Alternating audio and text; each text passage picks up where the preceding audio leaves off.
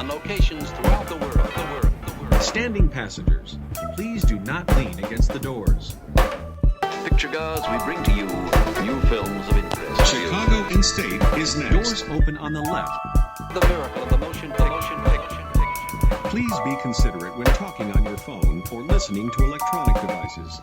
Chicago's a nice town if you're looking for pizza. Welcome to 4 Stars, a Chicago film podcast, a podcast where we talk about movies set in Chicago.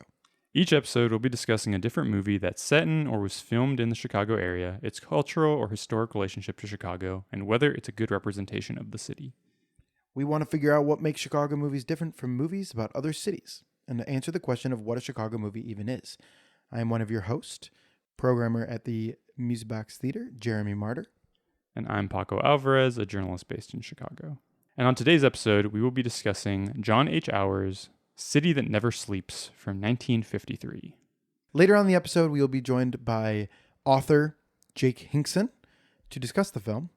But first, Paco, why don't you let us know what was going on in the news? June 12th, 1953. That's when City That Never Sleeps came out. And today, I have two noirish pieces of news that I found looking at the news from the time. So June 13th, 1953. One of them is from the Chicago Defender, which is a historically, I guess it's still around as a website, but it was, I think, one of the biggest African-American newspapers in the city. And there was a headline, "Dies in Raid on Chicago Love Nest. Pregnant wife slays husband with his gun." So Marie Redman, a pregnant mother of 2, went to her husband's mistress' house and shot through the door, killing her husband. Oh no! So he had been raising like a second family, and the mistress, called his house to try and find him, and then his wife picked up, and then a few weeks later, his wife with his own gun went to the love nest and shot him dead. Seems complicated. And then the other one was very interesting. The headline from the Chicago Tribune is, "Kidnap Rep. Clem Graver. Wife, friend see struggle with captors. Seized in garage near home." So Clem Graver was a state rep from the 15th District and the 21st Ward Republican committeeman. So he's a Republican. Mm-hmm. This was in the Pilsen area, back when it was mostly white guys. And Clem Graver was, one day, he came home, and his wife was across the street with a friend, and he entered his garage, and 2 guys, burst in right after him and took him into a car and drove away, and he was never found again.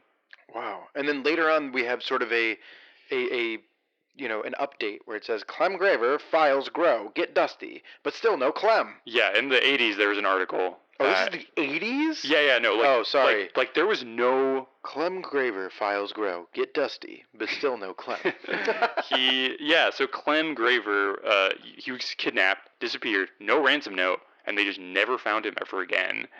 But when I did more digging into it, it seems like he may have had some mob ties. What? Can you believe it? No. A Chicago politician with mob ties? Well, there's no way. There's no way. But Clem maybe. Clem maybe. He might still be out there for all we know. He could be pretty old. But the idea that he will return this year.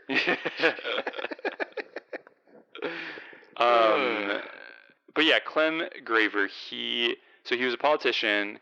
He was kind of known, he was really involved in his community, and he was kind of the guy you would go with if your brother was in jail or something. He would help you out. He developed this relationship with Frank Vito Sr., who was a down on his luck fruit and vegetable truck driver, classic situation. And Graver would help him out a lot. And then so this is Frank Vito Sr.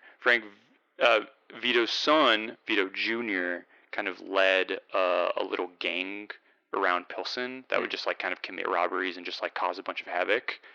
And there was This is all from the book Gangland, Chicago by Richard C. Lindberg. And at some point, Vito Jr. and his gang committed like a robbery in Indiana, as we bring up later, and stole $55,000. Most of half of that money was found, but then the other $30,000 remained missing, and there were some suspicions that Clem had that money, and then Vito Jr. ended up dying. I think he died by suicide in when he was caught, or I think either death by cop or death by suicide, when he was about to get caught. And then Clem, he was just kidnapped one day. Gone. Yeah. Oh, wow. And no one really knows why. That's fascinating. He also his brother-in-law was another mob guy who worked for Al Capone as a chauffeur. That can't be right. Al Capone? The the club owner?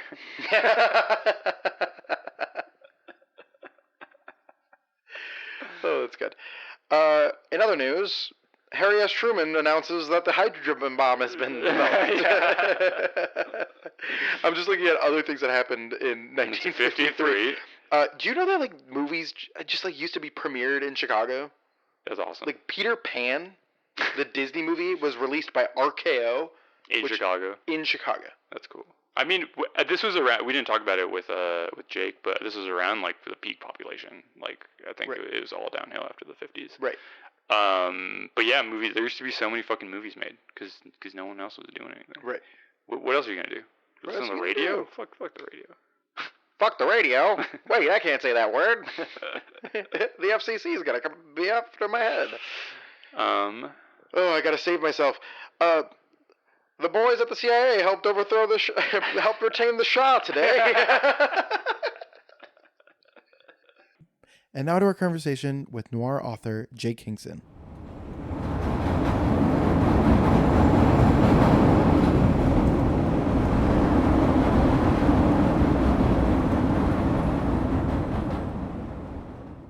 All right, and we're going to welcome to the podcast author Jake Hinkson. Welcome, Jake. How you doing? I'm good. How are you? Yeah, not bad. Not bad at all. Thank you for being on today to talk about this very cool Chicago noir picture. I can already, Jake, just for the listener, Jake has about 2 fingers of whiskey and a full cigar in his hand right now while the record happens. So if you hear the clinking of ice cubes, Jake is just really enjoying himself. Yeah. I'm going to get progressively drunker as this goes along. Yeah, where do we want to begin with this? Jake, I guess, could you kind of start off giving us your connection to Chicago and sort of... I moved to Chicago, I think around 2012. I moved here with my then partner. We just kind of wanted to shake things up. We had been in New Jersey for a while, and we're just kind of looking for something new. And we knew people. We had friends here in Chicago, had always liked the city of Chicago. I'm originally from Arkansas, and Chicago was actually kind of the first big city I ever went to when I was a kid. By kid, I mean in my early 20s. So I just always had this immediate connection to Chicago. It was the place that I always kind of loved. So when we decided to move somewhere, Chicago was kind of the only place we moved. Jake, Jake's an author, as we mentioned going in, and you really focus on noir stories. Can you give us a working definition so that we can all have the same base of what noir is? Well, my favorite definition comes from Roger Ebert, who wants to find film noir as an ordinary man indulges the weaker side of his nature and hell opens up beneath us. Ooh, I like that. That's pretty good. You can't do much better. Raj was throwing heat when he came up with that one. Yeah. And that, to me, that is sort of what ties noir together. I mean, noir has always been a genre where you debate the definition because it's a retroactive genre, right? The people making these movies in the 40s and 50s never said, oh, we're making a film noir. That was something that was imposed by French critics in the 50s onto stuff that they were kind of catching up with war. And so the exact definition of it has always kind of been under debate. Some people, Paul Schrader said it was a historical cycle. I mean, according to Paul Schrader, film noir is something that takes place between about 1944 and 1958. And that anything outside of that is something else. So you could think of it in the same way you would think of like German expressionism, right? That it's a distinct genre that takes place in a distinct like cycle of time. Other people say, well, it's a visual style, and that's what defines it. And then still others, and this is sort of what Roger Ebert was sort of basically getting at, would sort of define it more along the lines of what it's about and the theme and the way it goes about, that it's sort of connected to a kind of moral failing. I always think there's like a difference between film noir and hard-boiled. Like hard-boiled movies are kind of like tough guy movies. They're about being strong. They're about tough. They're gritty or whatever. Noir is really about weakness. It's the sort of failing you have that kind of undoes you. That's how I kind of look at it. Totally. I guess before we start talking about the movie itself, I'm curious, what made you interested in noir in the first place? Was there like a specific movie or book or something that got you into the genre? When I was a kid, I was at Walmart. I mean, I was probably like, I don't know, 13, 14, 15, somewhere around there. And there was a discount bargain bin of VCR tapes. This was the VCR era. And so cheap VCR tapes were like kind of the new thing. It was pretty exciting that you could, you know. And there was a movie called DOA. You guys know this movie? I do not. Edmund O'Brien. It's an Edmund O'Brien movie where he plays a guy who discovers that he's been poisoned and he only has 24 hours to live, and he's trying to find out who killed him. Nice. So what's great about this movie is he's dead man. He's a dead man running. There is no chance that he's not looking for a solution or like an antidote, right? He's just looking for like who killed me, so because I got to get revenge before I die. And when I read that description, I was like, it's $5. I'm getting this. This sounds awesome, you know. And it was just, that movie is like a flawed movie, but it's still pretty great. Like it has all the sort of like, it's the sort of film noir, black and white, cigarettes, jazz music, you know, this sense of doom and fatalism. So I dig it. And I would say that all those things that you're talking about here, would you say that those apply to the film that we're talking about today? That moral weakness, that sort of that sense of doom that hangs over the city. Like, is that the milieu that City That Never Sleeps plays in your mind? I guess we can all sort of talk about that. Well, yeah, I mean, I would love to hear what you think about that, but I would say so, right? I mean, it's very much, the plot hinges on this guy, this cop who is, you know, thinking of running away with another woman. I mean, that's the plot. That's the plot of like half of the film noirs that we made. Thinking about quitting the force. But this movie starts with something that I've never seen before. This movie starts with a monologue, a voiceover from the perspective of the city of Chicago. And I was locked in right away. Chicago narrates this movie. Yeah. Chicago narrates this movie. And as we find out later, has a more, there's more developments when it comes to that as well. And we'll get to talking about what I mean by that.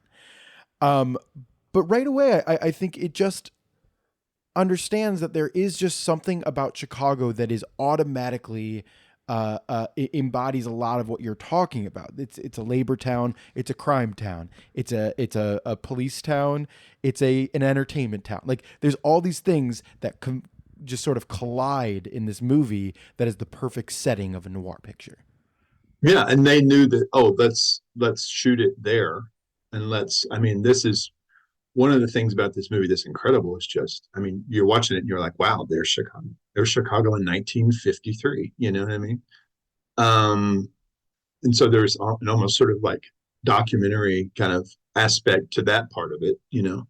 And then you have this sort of, like you said, almost magical realism element with the voiceover, and then with one character later on. Yeah. Yeah. The sort of city of Chicago basically becomes Clarence the Angel, I know. essentially. Yeah. I was thinking about how it's sort of like a weird It's a Wonderful Life riff. Yeah, for sure. But it very much is like, oh, let's make it a Chicago movie. It's so clearly like a, conscious attempt to do a Chicago. And I should say, I mean, I don't know, the director is a guy named John Auer, Auer, I think. Auer is how you say it. And he's an interesting director because he did some. Well, okay. So he made this movie in 1953. His next movie in 1954 is a movie called Hell's Half Acre, which was a shot on location Hawaiian noir. Oh, wow. He made it with the same cinematographer, John Russell. And it was and he produced both of them, Auer did. So it's very much like, you could tell he was like, okay, let's do like shot on location crime pictures, which was a thing in the 50s. Like, it was one of the sort of things that happened in the 50s is let's move out of the studios and let's go on location and kind of get like a location feel to it. So that's almost the selling point of the movie in all ways. Yeah, and I would say that is like the thing about this movie that captured me the most is just those on location Chicago scenes, and the scenes on the L and the scenes outside of the club, and like there's just like I don't know, maybe I'm not a student of noir history. I was expecting there to be a lot of studio backlot stuff and maybe like one or two shots in the city, and I was very pleasantly surprised that so much of this movie was just them out in the city, like, and like people talking about the streets of Chicago, and west on like directing people west on LaSalle, and like all these things that like, this is so fascinating. Every time they're like, let's go, it's some Cicero or whatever, you're like, oh yeah, there we go, now we're talking. No, they know what they did their homework, which is I think a huge part of what our podcast is, Jake, is investigating Hollywood's relationship with the city of Chicago. And it takes a director like Auer, like you're talking about, who does have an interest in these locations, that it makes your film stronger when you actually understand, and you're not just using it for plot machinations. It's like, these people live here, and their lives get complicated here. I mean, somehow, like we say, somehow he got the city of Chicago itself to narrate the film, and that's pretty. Yeah, that's a big get. Yeah, that's a huge get. Yeah, I don't know that they ever did it again. No, and the city of Chicago was actually on different payrolls, but they were in between at that point, so he was available. That's right. Yeah. What's funny is he has Chill Wills narrate the film, right? He just and then later on plays this character Joe, who I guess is the human embodiment of the city of Chicago. That's what we were talking about beforehand. Yeah. Is that's what I took away. No, totally. He's the physical manifestation in human form of the city of Chicago. Yeah, and because he's hilarious. Yeah, he just shows up out of nowhere, and then at the end they're kind of like, "Where's Joe?" And he's like, "What are you talking about?" Yeah. Who's Joe? What are you talking? And we told you your partner was off the case tonight or whatever. Yeah. Well, but can I say though that please. The funny thing about it is that Chill Wills was famous at this time that he made this movie for doing the voice of Francis the Talking Mule. What is that? It was good question. It was a series of 7 movies about a mule that talked named Francis, with the voice of Chill Wills. This is like a big franchise. This was a very successful Universal franchise. Wow. 7 movies. I know him from Giant. That's the only thing I think I've seen him in. Well, the funny thing about him though, when he did the voice of Francis the Talking Mule, it was very like, hillbilly, like down home. He was from Texas, and that was kind of his thing. He's actually he's in Meet Me in St. Louis. He's the ice delivery guy. Oh, the guy on the truck with the little girl.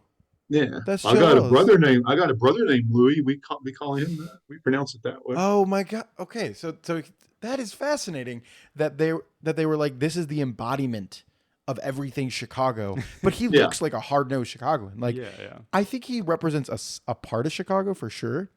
Mm. Whether he's embodying all of Chicago, I think is a larger conversation. But he's the Chicago that our main character needs in that moment, right? Exactly. And what I like is that it's actually not a Clarence. There is no moralizing happening. There is like Yeah, that's right. he's being pushed by the city and being like so you're giving up early, huh? Like there's like a little bit of that. Yeah, definitely. It feels like the city or Joe, the cop, is like kind of pushing him to just like accept the reality of it and like begin to appreciate like all like the diversity and all like the problem, like all the problems, but also all the good stuff in it. Yeah, I mean, there's a kind of like stop complaining. What do you expect it to be? You know, life is rough and things are going to happen. You know, because he's like kind of weighed in. Like John Kelly, is that the main character's name? Like he's Gig Young, played by Gig Young, the great Gig Young. Is like sort of like you know, weighed down by the job and weighed down by his marriage and all this kind of stuff. And Joe's there to kind of be like, you know, what do you expect? Like this is the job. What could be better than being a Chicago cop? Gig Young, Chill Wills. We used to have real names. I know. Come on. I know, man. I know. Chill. Hey, Chill. You and Gig. Chill. You and Gig. Are you and Gig ready? Oh my god. Yeah. That's now people are named Glenn Powell. What is this? Actually, I know it's boring. So boring. That's probably the most 50s name out of all of them. You're right. Yeah, there is definitely a Glenn Powell who was, you know, signed to Universal for 15 films or whatever. I want to ask you, Jake, a little bit if you know about Republic Pictures. That was the first thing I noticed when I pulled up this film, is this big Republic Pictures logo. And I did like a very cursory amount of research. But I was wondering if you knew a little bit about Republic and you can sort of inform us. Republic was one of the mini majors. It wasn't one of the big five, sort of at the top of the mountain, but it was kind of like the next rung down, kind of between Poverty Row and the big five. It was mostly a one-man show. I mean, it was run by a guy named Herbert Yates, who founded it and was the president of it, and like really was the kind of like, I think I would only compare him maybe to Harry Cohen at Columbia, but Yates was even more sort of central to Republic.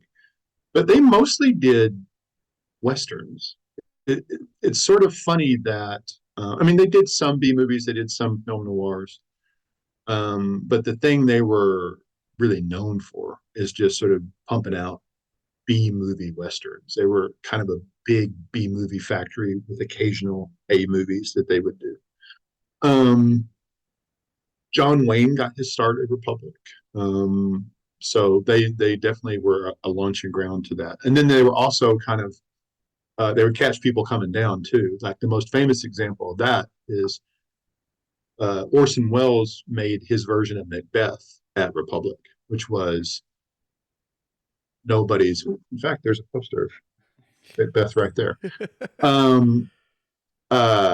which was at the time really seen as like evidence of how far Welles had fallen. You know, that he had come out with Citizen Kane and it had bombed and been this sort of like, you know, career-ending disaster, and he'd gotten kicked out of RKO and was sort of had wound up trying to do Shakespeare at Republic. So, but it was a place that did occasionally turn out some pretty good movies, and so something like this was a good example. I'm on the Republic's Wikipedia page, and I'm just like astounded by the amount of movies that they would pump out in this era. They made 38 movies in 1936. They made 38 movies. They had a movie released basically every week, every other week. Yeah. To the public. One studio did that. Yeah, that's crazy. That's just the way that they made movies back then. It was just like that is the way they made it. Yeah, there was nothing else to do. Absolutely. Because I also teach classes on film at various places, and one of the things I've talked to my students about is there was no television, and movie going peaked in like 1947.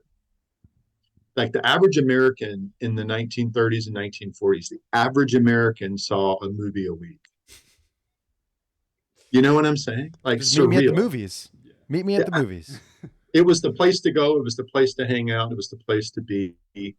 And the studio system existed to meet that demand, Yeah. And so a place like Republic, which wasn't even making A pictures, right? That's the thing. Like it wasn't even making. I mean, they made occasional A pictures, but they were really there to sort of service the B movie market and sort of, like I said, like a million. You said 38 movies. I bet most of those were. So, they had guys that could ride horses, and they had horses. They had cameras, so they went out and made westerns. What are the big studios today, and how many movies did they make a year? Like we were just talking about Warner Brothers, Jake. Right. I don't remember. Like 6, 7, 8, 9 movies, something like that. I mean, Warner Brothers doesn't even have a movie their last movie this year was One Battle After Another, and that's it. Like that came out last month, and then they don't have another movie queued up for the rest of the year, and that's a real problem. And if speaking of Warner Brothers, Warner Brothers is the big news is that they might be going up for auction. So if they get acquired by Paramount, then they're definitely going to pare back what they're putting out. Like they're just going to be in the same way that like Fox got bought by Disney. And so all the Fox movies that used to come out in the course of a year, that's been reduced down to just a handful. They're basically just a production shingle at Disney. And I would hate if that happened. Yeah, what it means for the industry is awful. Although the last news that I heard about this deal is that the brothers were going to split up, and each company was going to get a different Warner brother. Really? That's what I'm hearing. Those are the whisperings. One of them's getting the W, the other one's getting the B. Exactly. Do you know about the actual Warner Brothers? I know very little. Guys? I know very little about them. That's a whole other podcast. Talk about but them. There were 4 brothers, and they two of them, the 2 main brothers, hated each other, and there's backstabbing and betrayal. It's a good story. Jake, I've told you this before. Jake and I teach together over at Chicago Academy for the Arts, and I said I would listen to Jake's podcast on the studio system because Jake knows a lot about the Hollywood studio system. So look forward to that in your feeds coming soon. I think Jake's working on that, right? Yeah. As soon as I finish this whiskey, yeah. Well, this movie is really fascinating. Let's dive into the plot a little bit. The setup being this cop that is like on his last day before he runs away with this dame. There's this woman. He's gonna leave his wife for this performer. And his partner doesn't show up to the shift, and Chill Wills gets in with him and is sort of pushing him along on his journey. And then we encounter this complicated crime plot. Yeah, there's kind of like 2 plots going on. There's like the main moral dilemma that the cop is facing, and then there's this whole other plot about like an ex-magician thief and his lawyer boss, who are like kind of like doing all these like weird little schemes against each other to kind of there's some shenanigans with some sort of like incriminating evidence in a safe somewhere this sort of shady. Is he a crime boss, or is he just a political boss? The Edward Arnold character, I don't know, but he's sort of the big bad of the movie. And he's sort of enlisting our kind of morally dubious cop, got to go along with this. And so like, so on one, you have sort of one track where is the cop going to like leave his wife and run off with this other woman and, you know, leave Chicago behind? But then also going along with that, is he going to be complicit in this crime with basically like this sort of setup where this guy's going to break in and get this incriminating evidence? I think that's more or less. Yes, how this- and the cop's younger brother is involved with the thief. Yes. It's a lot of plot for a 90-minute movie. And the cop's dad is like Yes. the chief of police or the he's head of the sergeant. department, the sergeant.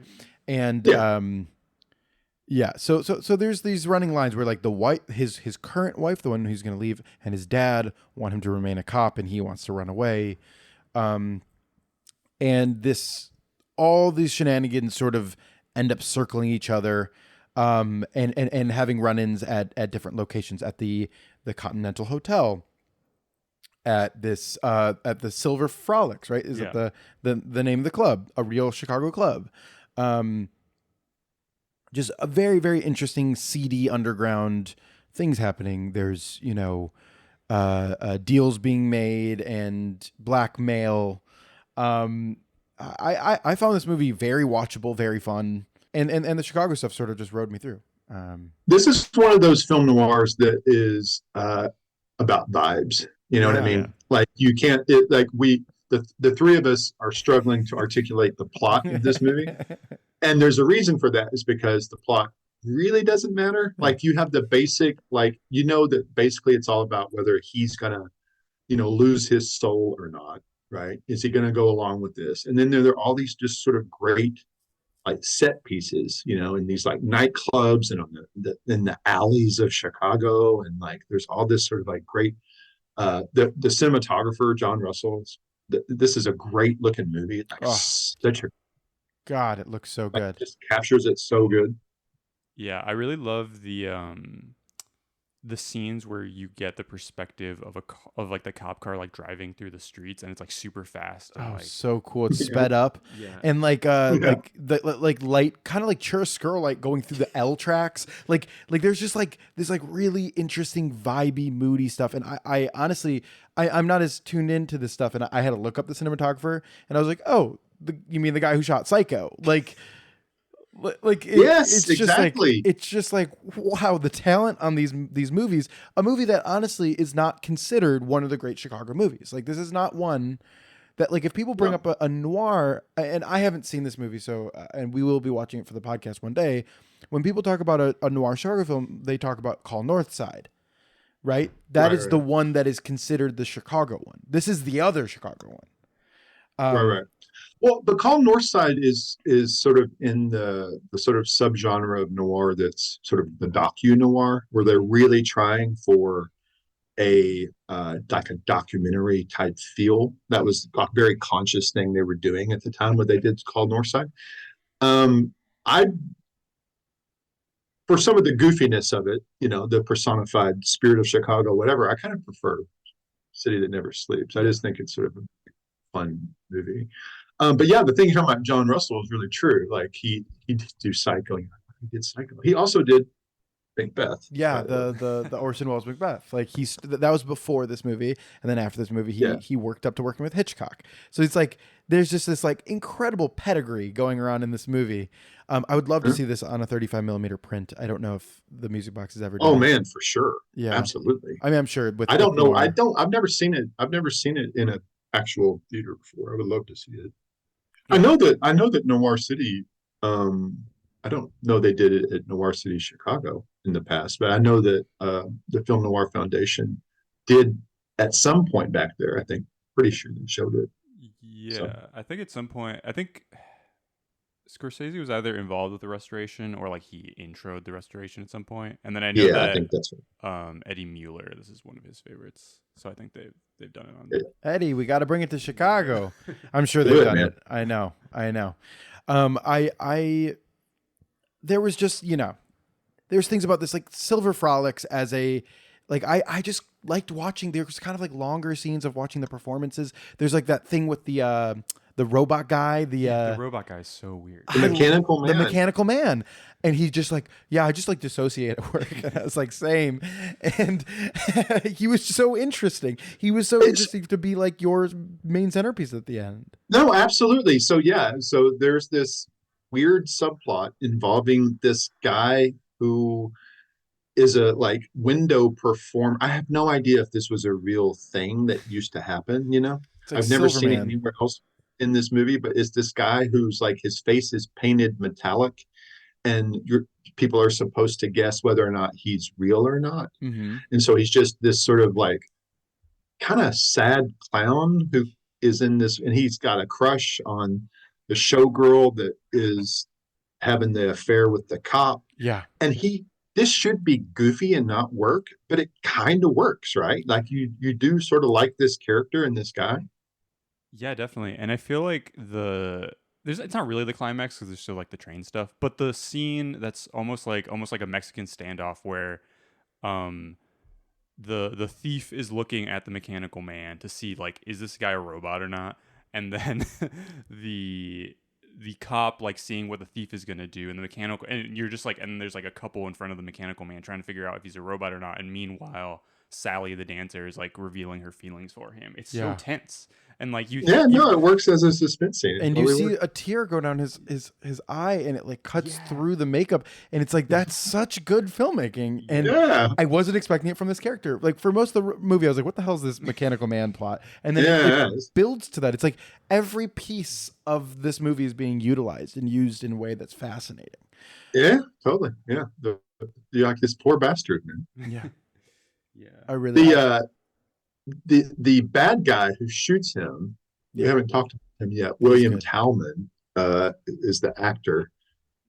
The more film noirs you watch, the more you sort of have this reoccurring set of performers and cinematographers and directors and whoever. And William Talman, who plays sort of the bad guy, you see him in film after film. Like in the 50s, if you watch film noirs, he showed up again and again. He went on to become sort of best known for being on the show Perry Mason. He played Hamilton Berger, Perry Mason's sort of rival that would lose. His job was to lose to Perry Mason every week, like for like 7 years.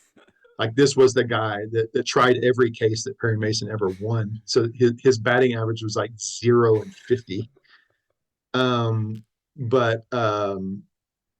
But what's funny about it though is in the world of film noir, like Talman is just like one of the great resident psychos of the genre. Like he's always popping up as these sort of unhinged characters. So you have him, and then you have Marie Windsor shows up as like the sort of duplicitous wife of the big corrupt politician bad guy.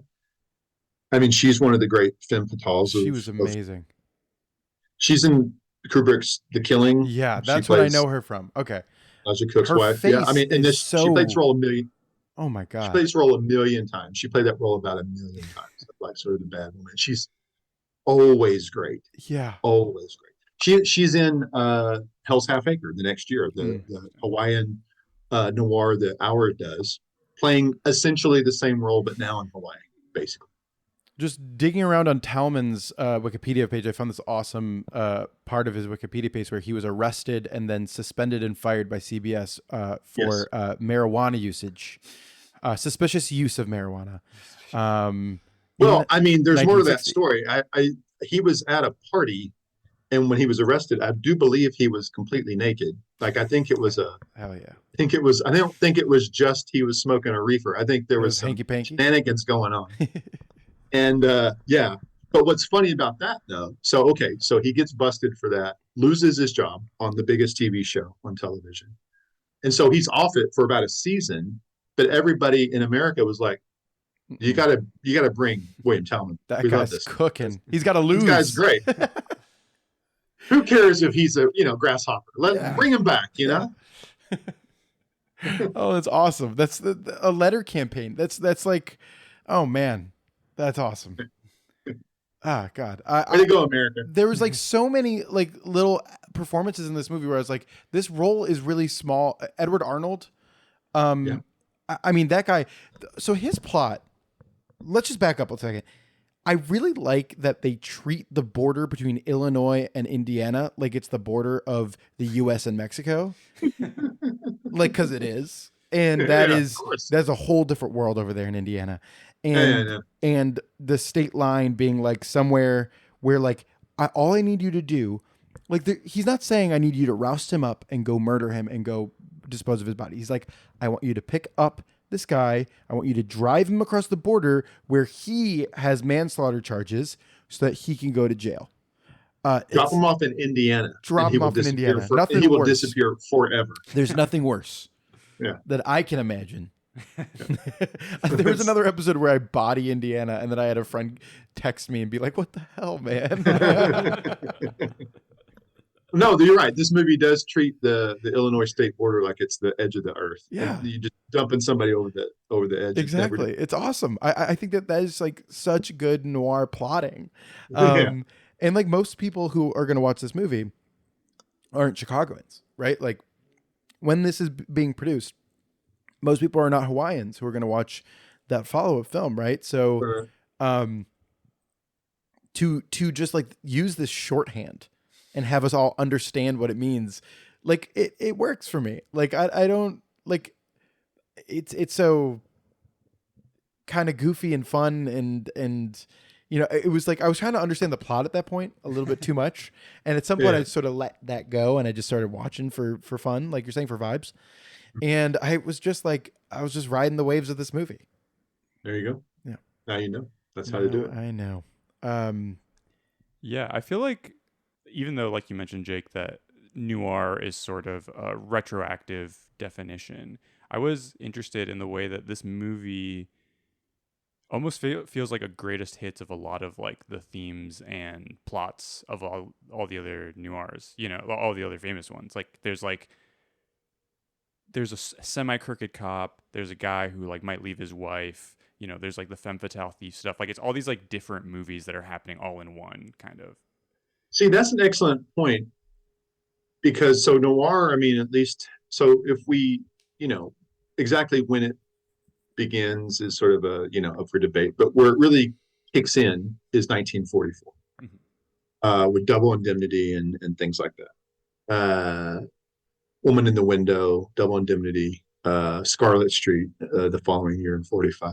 So it really becomes, so by the time you get to City That Never Sleeps in 53, noir's been around as a sort of very, very prominent thing for about 10 years. So we're definitely like in the realm of like everybody knows what's supposed to be in one of these movies. Right? And so, yeah, the movie does kind of have this sort of greatest hits quality to it. But one of the things that's interesting about it to me is by the time you get to the mid-50s, there's something else that's happening, which is politically things are moving pretty hard to the right. And what you get in noir is a gradual toning down of bad cops and morally dubious representations of authority figures, which is, if you go back to the mid-40s, that's what those movies are. There's all these sort of bad cops and corrupt authority figures and all these things. By the time you get to the early 50s, you're in the realm of the blacklist. You're in the realm of like sort of like, you know, the backlash against all that stuff, right? And you're in this sort of like red baiting kind of era and all this kind of thing. So it's interesting that this movie has this corrupt cop and that they play it pretty straight down the line there. But at the end, you know, he sees the light, right? And he comes back to his wife. And the city of Chicago comes on at the end to tell us, you know, he's coming back to us. We literally see him walking back to his wife, and the music swells. And so, you know, he's learned this lesson. He's screwed up. He's seen the error of his ways, and everything sort of like we have returned to some sense of like, status quo, law and order, right? And that's sort of what in a way dissipates noir as a genre going into the late 50s, which is you kind of get a toning down of that thing, which isn't to say that you don't have any like bad cop noirs. By the like 58, you have Orson Welles' Touch of Evil, which again, going back to Paul Schrader kind of sees Touch of Evil as like the last film noir. He sort of like caps it at 1958 in Touch of Evil and says that in a way that Touch of Evil is like the culmination of it. And then after that, you're into this other thing. I don't know if I agree with that, whatever, but it is true that like by the time you get to the late 50s, what we think of as noir has started to shift and change. Yeah. I mean, this movie lacks the confidence to even end on what you're talking about, which is the general toning down. It literally has a scroll explaining the importance of the Chicago Police Department and thanking them. It is not just that the plot has been sanded down. There has been from the studio something written out that is just thank you to the men who keep these cities safe and America safe. It was fascinating to watch that at the end of this movie, which I thought was like pretty chill on that stuff. Like at least like generally it wasn't like a rousing like we all should join the police department movie. Well, and there's tons and tons and tons of pro cop movies made in this era, obviously. And this isn't one of those. No. I mean, this is very much a film noir, right? Yeah. But it is an interesting discussion to have about how many film noirs there are that kind of bail out at the end. Yeah. One of my sort of pet theories is that the actual grouping of films that don't do that is far smaller than people think. You take a movie like Detour in 1945, which is just ends on like a note of complete and total hopelessness, or you end on or something like Double Indemnity, where everybody ends up dead on the ground at the end of the movie. That's actually a relatively small subset of the larger like body of film noir that has a kind of city that never sleeps kind of cop out, no pun intended, at the end, where they're sort of like okay, we're gonna, we've told you this story where everything's chaotic, but now here at the very end, we're gonna reestablish order so that everything's okay and you can drive home safely. And like you say, at the end of this movie, literally there's like a scroll that says, "Hey, just in case we didn't make it clear, Chicago cops are amazing. They're great guys. Thumbs up to the Chicago PD. Everybody have a nice drive home." Right, exactly. I thought that like an interesting scene that represented this. I'm trying to find the actor right now. I believe his name is Thomas Jones. But there's the scene underneath the train or down below where the guys are shooting craps, and there's like the black characters and the cops come in. And what was the point of that scene? Like what I thought that was going to connect to the plot in some form or fashion. I don't know, but that scene is sort of interesting. It is. Because it's when the cops show up and these black guys are shooting craps, you're like, okay, boys, let's all take it easy here. Like what's about to happen in this scene, And it doesn't really go in like some terrible, awful direction. It's sort of interesting. Like it really does kind of feel like these guys are in a like Chicago alley or something. You know what I mean? Like it doesn't feel at all like a backlot. It doesn't feel at all like you're not sort of hit over the head by how fake it all is. So there's a kind of sense of, I don't know if it's just there to kind of have a feel of we're really in Chicago and this is really. That's what I was going to ask is like, is this sort of just like a thing to like set us within this world a little bit more? Or was it a scene to like, my other thought was like that the studio was like, we need him being a cop at least once in this movie. Like he needs to like solve crime a little bit. And him being like, oh, you're going to take me to jail was like, oh, like he's done this and he's broken up these things, this sort of like minor crime, but let's not like, we have to, maybe there was like because like there's a Chicago Police Department supervisor credit on this movie. Maybe they were like, yeah, you guys have to at least show us doing our jobs once. That this was sort of like a gentle way to do that. It wasn't like the main focus of the plot or anything. I don't know. That was a thought of mine. Yeah, I mean, I also think that there's that scene. There's kind of like these like little vignettes going throughout the movie of like Chicago color, but I think specifically they're supposed to show him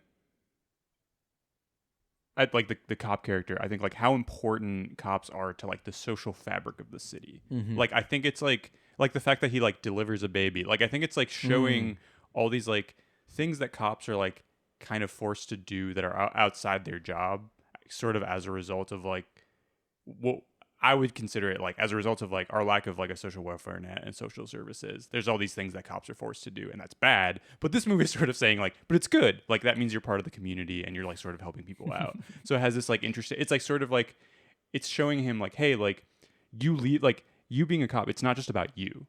Like you know the people in this city. Like you know this guy. You know that he's gonna scam these people. Like if you weren't a cop who's like been around him a lot, you wouldn't know that he's scamming these people. Like you might have like arrested them too. Like, you know, it's sort of like it's supposed to contextualize the importance for him of like staying in the city. I like that read. I like that read too, and I think that if the movie had wanted to do it differently, it would have done it differently in the sense that you could have done this story where his job is just a nightmare from beginning to end. It's just nothing but just human misery and chaos, and you know what I'm saying. Mm-hmm. But instead, like you say, he delivers a baby, and we see him, you know, sort of performing his cop duties, and it doesn't, you know, it's sort of like he's a functioning member of the community and is a, you know, a vital part of things, and so maybe he's sort of like tired of it and a little bit worn down, but the job itself is not portrayed as something that is soul destroying. You know what I'm saying? And the system, importantly, is not portrayed as being just hopelessly corrupt, which if this film had been made, I don't know, maybe 5 years earlier, it might have had that, or it had been made by a different studio at a different time, might have sort of gone in a different direction. But like you say, the film ultimately is painting a more or less, you know, stable view of Chicago society and saying he's a part of that. Maybe he's a little tired, maybe he's a little dispirited, but at the end he's going to realize, I mean, it's again, like it's a Wonderful Life thing. At the end, he's going to sort of see the light and see his part in the bigger picture and accept his place in it. Something that I loved about this movie, as it relates to cops, is that there's always a scene, and I think like we see this later on in The Fugitive, which I love. But the second a character kills a cop, there's like this rabid, like the cops will be investigating murder, they'll be drinking coffee, smoking, they'll be like, "Oh, so what? He killed his wife? All right, we'll catch the guy." The second a cop gets killed, it's like there's a timer before we murder this guy and shoot him 800 times and he falls from the tracks. And that is a very Chicago reaction and a very Chicago PD reaction that actually like rung as very true in this movie. When that character walks in and goes, "Cop killer." I was just like, this is awesome. Like, yeah. This is crazy. Like he was already a murderer in their eyes. And then all of a sudden there's just like, all right, we're going to get him within the next 5 minutes. Like he's got. Yeah. He's killed people before, but now he really screwed. No, he killed it. Yeah, exactly. And the whole final chase scene when he disappears within the train, the two trains passing each other. I was just like, this is so cool. What track do we think that was? Is that the Brown line? Like, where was that? I wondered about that. I was going to ask you that, where you thought that. I struggled to find a lot of locations here. The shot of him between the trains, You know, when Yeah. both the trains are sort of going past them. I would love to know how they did that, How because did the they do cameras, that? the cameras back then were so big. I don't know if they used a smaller type of camera or something, but like that's clearly real, right? Yeah. We Yeah. agree that he is between two trains. Yeah. Yeah, definitely. So I don't know. That was so Looks great. interesting. It looks great. And, you know, there's that shot, there's the third rail. I mean, there was just like all these little things that were just like so well utilized. Again, like use every part of the city. Just the shots of the buildings in general, just like really evocative, really like our architecture rules. Like I was just like, yeah, this is so cool. Like use these like big imposing buildings, like they're looming over him, and then at the end, you know, you get the shot from above, like the angel view of the city, and you're like, wow, what a city we have. You know, I wish there was a movie from that era that I mean, maybe there is, and I don't know about, but that sort of really captures like the stockyards. right? Yeah. You're right. I That's wish we that's the had only. that. I would love to see that. I mean, you see like documentary stuff, but I would love to see like an actual. Back of the yards. Yeah, You know, there's a movie called Union Station. yeah. That it never specifies exactly where it is, and there's a shootout in stockyards, but they're not actually in Chicago. Yeah. For a long time, I just assumed it was Chicago. Whenever I look up Chicago movies, Union Station's on there, and I look up the locations, and it's all LA. Yeah. So we've avoided a lot of those movies. We watched a movie kind of recently, the John Sayles written Alligator, Oh, okay. and that was one that is like anytime you look up Chicago movies, it's on that list. And then you watch the movie, it's like there's no Chicago locations here, like it's all very LA, and Yeah, like it's clearly on the LA River at some point. on the LA River, like yeah, there's like the part, you know, like in T2 where they're chasing. There's scenes in there. It's like nothing in Chicago looks like this, which is fine. The movie is very interesting, but we stopped watching it because we were like, this is not for the exercise that we are talking about. Like, and like maybe there's time down the road where Paco and I want to talk a little bit more about the way in which Chicago is sort of re-replicated or reformed through other cities, especially like Montreal, especially Toronto, you know, they're like New York City. Like there's just other ways that people say that it's Chicago, but like almost in a documentarian sense, I just want to see shots of the city. Like I want to see the way the city looked. And that sort of is its own special thing. And which is what's cool about this movie. It really truly comes through in this one. Yeah. Sure. Jeremy, you mentioned earlier that you had trouble kind of figuring out the location, like the locations in this movie. And I think part of the reason is I think that this movie was filmed at a really important time in the development of the city, in that I read a book recently, I forget the exact title, but it was about like Chicago skyscrapers like built between the 30s and the 80s. And there was essentially like no skyscraper building through the 30s because of the Great Depression, obviously. And then like it was around this like the late 40s, early 50s that the Loop specifically, and like kind of like the skyscrapers that we are more familiar with, like the giant, you know, steel sculptures almost, that's like when they started being built more often. But like right now, the movie captures kind of like an in-between zone where it's like there's some really tall buildings, but most of the buildings are like the older type of skyscrapers from like the late 1800s, early 1900s. So it's like the city on like the tip of like modernization as we think of it now. You know, it's an interesting portrayal of it. Yeah, for sure. Does the city sleep? That was the weirdest part. The city, I feel like Chicago sleeps. Like in my opinion, like Chicago starts shutting down about 9 o'clock. Actually, I mean, especially you know when what I mean? It's cold outside. Like we're sleeping. No, yeah, totally. I mean, it's funny. City that never sleeps is a New phrase York. applied to New York, But that right? came That's- later. So that's a Sinatra song, Okay. and at least that's when it was popularized. I think the song actually came out before, but when it was popularized in the popular consciousness, that's in the late 50s. And so I had the same question. I was like, that's a New York thing. Like our slogan is broad shoulders. Yeah. You know, the city of broad shoulders. these broad shoulders need to take a nap. They need to sleep. I'm resting They my need to broad get shoulders. They need to get down. 8 hours, man.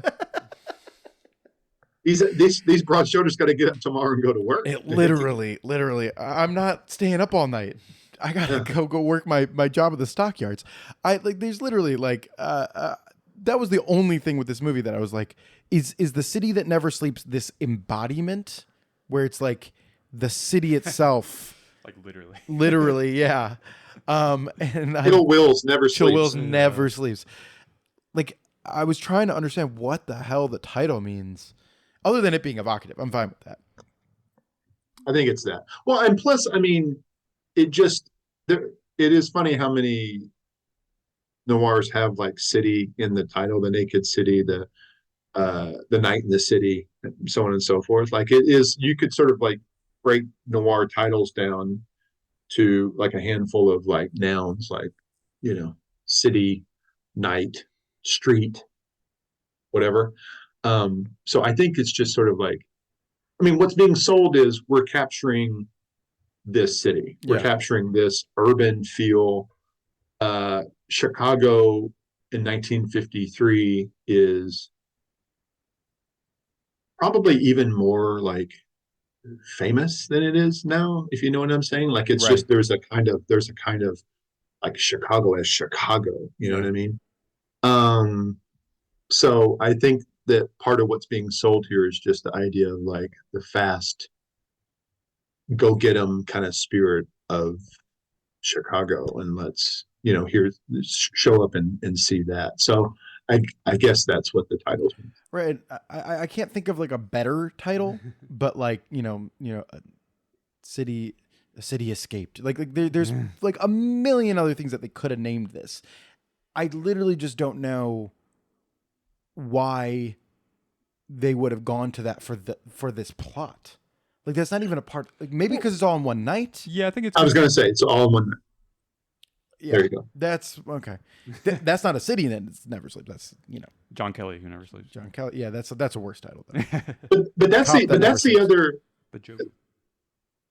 John Kelly as a title would be a pretty terrible title. But the thing of the city being this entity, and then nighttime being this entity, you see that over and over and over again in this era. I mean, it really becomes the definition in a lot of ways of noir, right? It's like, when you think film noir, you think city streets. You don't think something rural or suburban or whatever, small town. You think the city, and you don't think daytime. You think nighttime. So it's night in the city. So the city never sleeps. It's just sort of that. What you're signing up for when you go see a movie like this is you want to see people running around in the middle of the night in alleys in the city. Yeah. I also like how often they call the city, the other nickname the movie keeps referring to, or characters in the movie keep referring to it as the Big Melting Pot, which also feels like a New York thing, but sure. And Chicago is not a melting pot, to be clear. The city is a city of neighborhoods that are incredibly segregated. Yeah. Like, that is like, Chicago is not a melting pot. Like, I know that was the American project. Yeah. Was the melting pot, and that was a part of the narrative. But like, that was not Mayor Daley's. We're not melting. Agenda. Yeah. We're not part of your pot. It was not his agenda. No. In fact, your pot will be on one side of the highway, and you could keep that pot over there. But I did find that like there was just like those evocative things that we talk about, like with the city. I love the little allusions. I love that when they're like walking together and talking, he talks about the bears during that one part. Yeah. Like, there's just like little things that I was like, you know what? This does feel like a conversation that you try to strike up about the Bears were lost by a touchdown or something. There was just like little moments where I was like,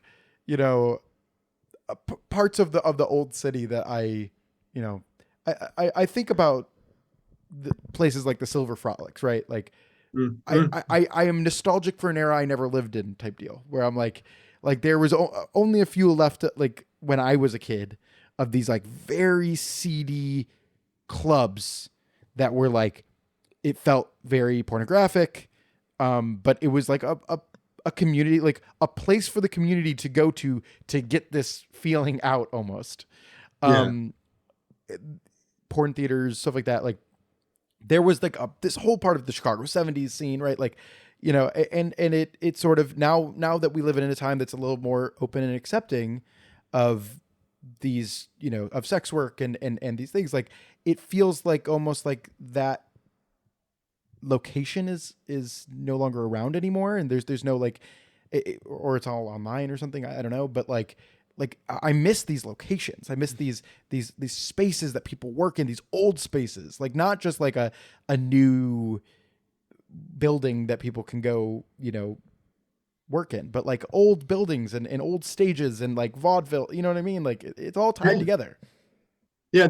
Movies of this era are great because they have this like weird combination of seediness and propriety.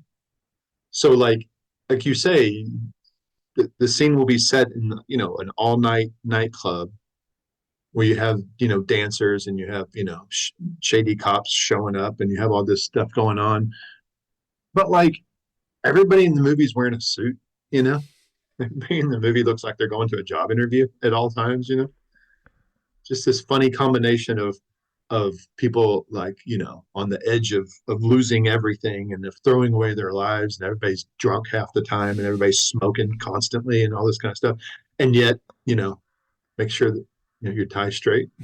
Does Chill Wills refer to the lead, not the lead actress, the actress he's going to run away with? I'm pretty sure in the voiceover is like, someone once mistook her as a good girl or something. Like, there's like a literal, they call that out, and then the plot sort of veers again towards, like you're saying, propriety. Yeah, the spirit of the city of Chicago itself, it's a little bit sexist, a little shamey, yeah, just a little judgmental. But like the spirit. Okay, who would play the spirit of the city of Chicago today? Yeah, like who is that for us? Who's our Chill Wills? Who's the modern day Chill Wills? We don't have to have an answer right now. I just want to think about this. Maybe our listeners can come up with it. You know, email us, chicagopodfilmcast@gmail.com. I do think like there is just like an interesting, like how do you recreate this plot today? Like what is like, the adaptation? Because it's not, I mean, I feel like, you know, when you said that, my immediate thing is to start formulating a joke, you know what I mean? Right. But it's important to say it's not done as a bit here. It's not done as a joke. Like it's done with a straight face, right? Like this is, even the fact that it's Chill Wills, you know, the voice of Francis the Talking Mule, there's no winking at all. Mm-hmm. You know, it's very sincere kind of thing of like, oh, this is the spirit of the city. And just on that note of sort of the voiceover, that's another thing that you see in a lot of this era of film noir is the voiceover. And there's a whole sort of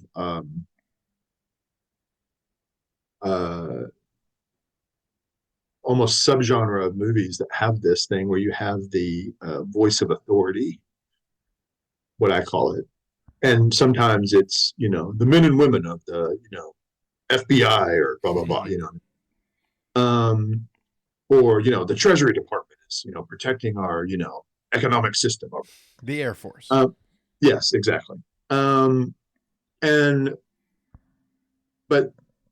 to do it in the way they did it here, to put that, you know, to make the city personified is pretty unique. I don't know another movie that's done that. And then to sort of have it take this sort of like, I don't even know what you call it, magical realism type, like shift toward embodying the city, where the city itself intervenes in the life of this guy to say, hey, don't do that, which is, you know, does the spirit of Chicago really care about you? I'm not sure that. That's kind of an interesting point about all this. I was like, what is happening here is when I was going back and forth on whether I thought, because I knew he wasn't real.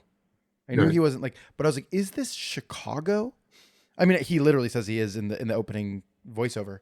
But but like if he is Chicago, what side is Chicago? What does that mean about Chicago? And that's why it's such 4 stars bait for us, because it's just like we're really thinking about this movie. Really thinks about what Chicago is like. It's not just an incidental setting. It is really embodied. There's that joke in have you ever seen the rom-com parody We Came Together? Yeah. The Paul Rudd yeah. and Amy Poehler movie, where they're like, it's almost like the city of New York was another character. It's like, this is literally embodying that. Like that is, they're doing that joke. And I don't know. I mean, there was an era where I would choose Bernie Mac as the embodiment of Chicago, personally. And then I was just thinking, Chase Infinity now is my voice of Chicago. She gets to embody Chicago for me personally. But that's not, this is the embodiment of the 1950s Daily. Was he a mayor at this point? He wasn't. This was pre-Daily. This was a few, like 2 years before he started. Right. This is representative of the type of representation of Chicago that would birth a Daily administration. Yeah. I don't know. I find this movie to be entirely unique for that exact reason, Jake. There's a lot of thought put into the location, and I would say noir in general. My favorite noirs are often L.A. noirs, and that sort of the way that it explores that seedy side. The thing that makes me uncomfortable every time I go to LA is that everyone's telling me everything's sunny all the time. And so sunny noirs, those, and then when nighttime falls and the desert air starts to get a little cold, like those movies capture that feeling. What's one of the things that's sort of interesting to me about film noir is how often location is of primary importance, not even secondary importance. There's something kind of unique about that to the genre, because in a lot of other genres, the exact location of it is not so important. But and you could extend this even to going into something like, into crime fiction, where like you think about like Raymond Chandler is defined by being like, he's very much an LA writer, and Dashiell Hammett is very much a San Francisco writer, and Mickey Spillane is very much a New York writer. So it's interesting that the movies themselves kind of follow that lead, and how often it sort of film noir will feel like like it's tied directly to the place. I mean, the ultimate example being Chinatown, right? Which is like the ultimate LA movie. Right. And it's not too much to say that LA is like a character. You know what I mean? Like it's so like much a part of it. And so something like this movie, which is much more modest ambitions, of course, and has its sort of, goofy elements with, the voiceover and everything, but it's still very much, like you say, I mean, it's not incidental to the place it takes place in. And the following year, when Auer does Hell's Half Acre, the same can be said there, which is, it's not just about Hawaii, it's about this one particular part of Hawaii known as Hell's Half Acre. It's sort of like the seedy part of the islands where kind of bad stuff goes down, and that's where the movie takes place. So very consciously in both cases, the filmmaker is like, hey, I really want to, like, part of what is being sold here is like, hey, come see this movie and go somewhere you probably haven't been before. Walk the streets of Chicago at 3:00 in the morning. See what it's like. Yeah, I feel like another genre that is really important in terms of like location is Westerns, obviously. And I do feel like there's, other than the fact that a lot of Westerns and noirs were being made at the same time, I do feel like you were mentioning with Republic Pictures, I do feel like there's a way that like thematically, like the Western is like mythologizing how America came to be, and the noir is sort of dealing with like post World War II, like the world is crazy, like everything is changing, and like America is changing, and noirs are kind of dealing with like the present version of what the westerns are dealing with in the past. For sure. There's definitely a sort of thematic connection there between the two always. And people have sort of linked them together that if you look at, uh, I talked about Raymond Chandler earlier, you look at sort of the Philip Marlowe thing that he is sort of like the continuation of the cowboy, like this sort of loner who is sort of kind of both 1 foot in society, but 1 foot kind of outside of society, who is our kind of like, last, righteous person, sort of in the Western, he's in the frontier. And in the noir film, he's kind of walking the mean streets alone kind of thing. Yeah. And I think that sort of comes to a head, that marriage of those two genres in one of our favorite Chicago movies, Untouchables, which really does deal with a lot of the imagery of a Western and of a noir and of a crime story. And, there's so many different things. And De Palma's so steeped and raised by these type of movies and the serials and the, all those things. So, and I'm sure reading all these books. Well, and he just decided, hey, in the middle of the Untouchables, let's leave Chicago for 15 minutes and go have a Western. Yeah. Literally. Let's do that. That would be awesome. And it thematically makes sense to tie those two things together. So that movie is sort of on the pulse of what we're talking about here. Well, and we should also say there is a, subgenre of Western known as the noir Western. Films like Pursued, which is a rather Walsh film, or Blood on the Moon, which is a Robert Wise movie. Both movies starring Robert Mitchum, who's basically the king of film noir, but also a great Western actor. So crazy face. Yeah. So the overlap there is pretty natural.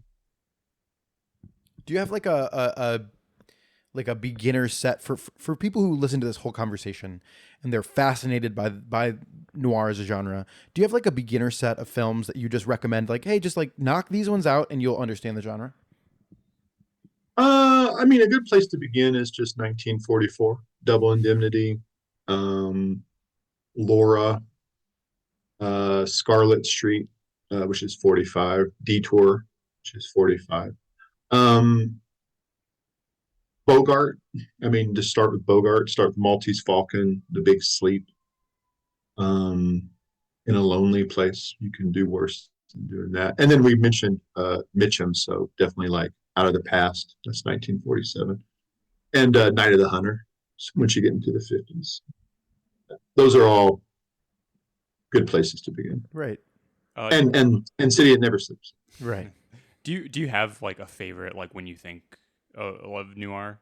Is there one that above all you like the most? The one I'm obsessed with the most is Detour from 1945. Yeah. That's the one that maybe I'm going to write a book about. We'll see. Nice. Speaking of, Jake, can you talk a little bit about your books, your writing, and get that plug in right and good? Well, I write novels. I'm a novelist, so I've written 7 novels now.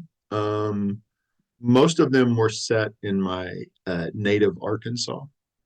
But the current book, out now, available everywhere, is called You Will Never See Me, and that is set in Chicago. It's my first Chicago. Hey, Nice. Maybe that'll get adapted. You're from your lips to God's ears.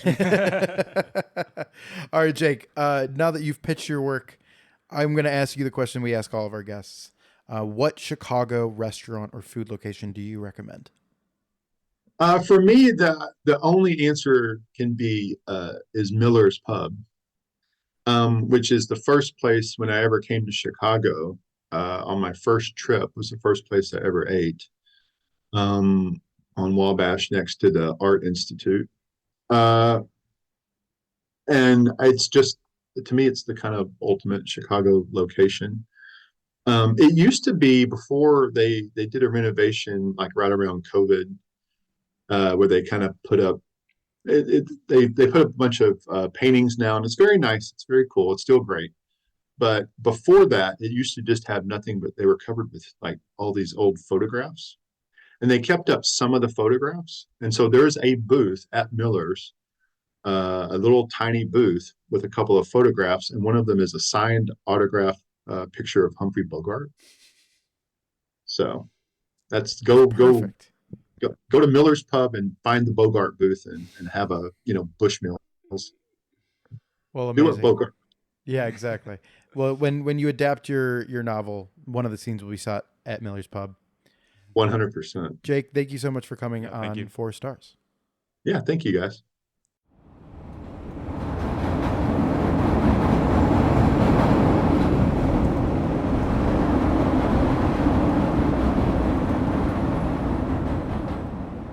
And thank you to Jake Hinkson for this great conversation. He's completely finished his glass of whiskey. Yeah, he's down. He's completely blackout. He's blackout drunk. We had to get him into a cab. Yes, a cab. And there's still Take him to the funny house. Take him to the funny house.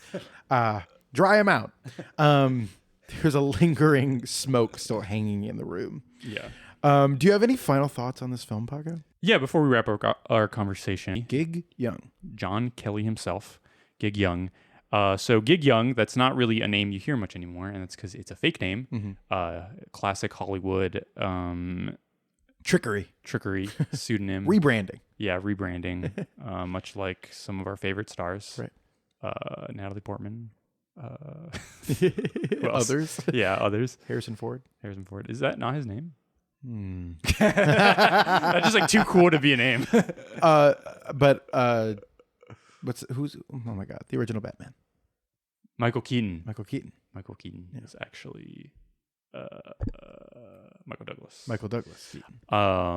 Cary Grant. His name was Archibald something. Nice. But anyway, Gig Young, his name was Byron Barr, and when he started his career, he went by Byron Barr, and he starred in this movie called The Gay Sisters. Not sure what it's about. Maybe about some gay sisters. I'm thinking Gay Sisters. Yeah, I think it's about some gay sisters. Gay sisters, you mean Ooh. How you gonna thread that needle, Paco? I don't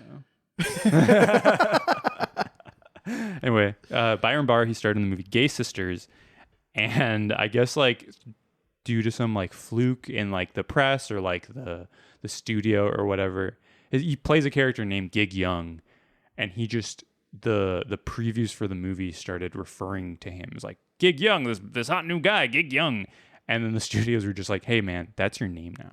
So he just like they're like, it fits you better. Yeah, so he just became known as Gig Young for the rest of his life. He started in City That Never Sleeps. I think later he became like more of a TV guy, and I think he actually might have been nominated for some Oscars. Yeah, he was nominated for The Tinks Are Coming. What? Oh no. No, he was nominated for Come Fill the Cup, Teacher's Pet, and he finally won the award for They Shoot Horses, Don't They? They Shoot Horses, Don't They? You're right. But he was married many times, and later in his life, his final wife, Kim Schmidt, she was 31 and he was 64, and about a month into their marriage, in a very noir type scenario, he shot her and then himself, and no one has really figured out why. So a lot of mysteries on this episode. Yeah.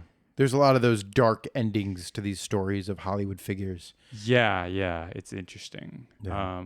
It's a bummer. Apparently his first movie, or one of his big plays, he met George Reeves. He was with George Reeves. Another tragic story.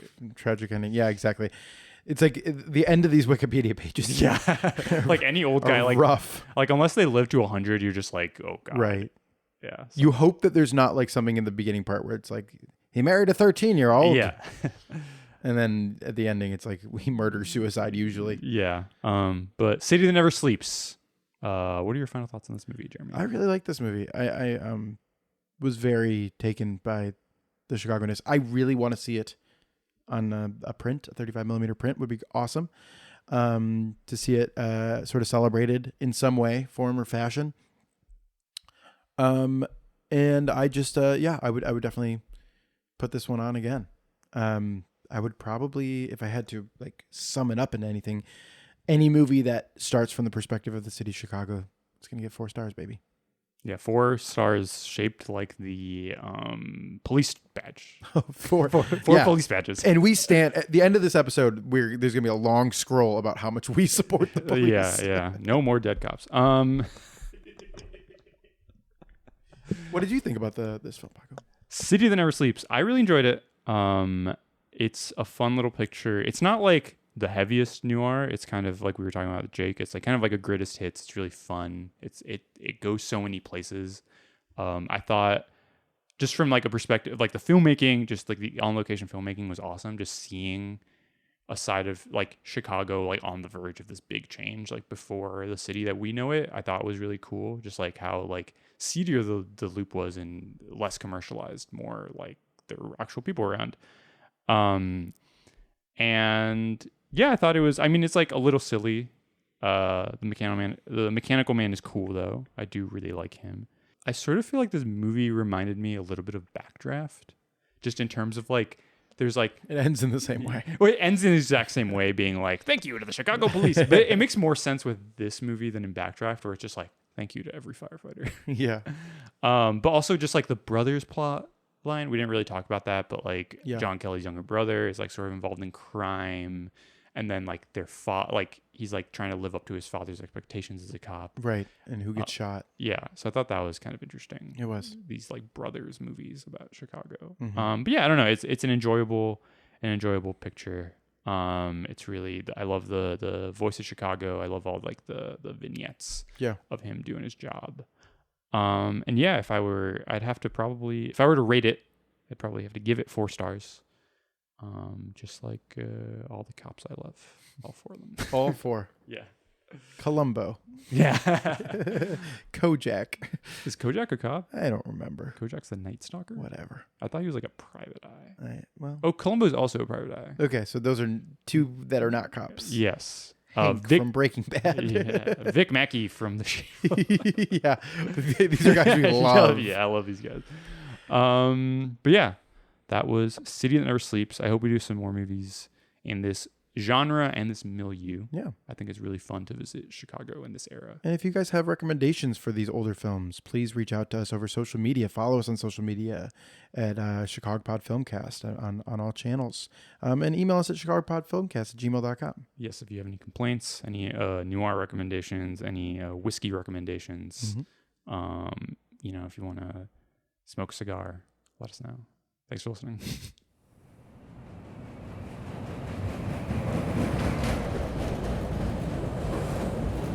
Please be considerate when talking on your phone or listening to electronic devices.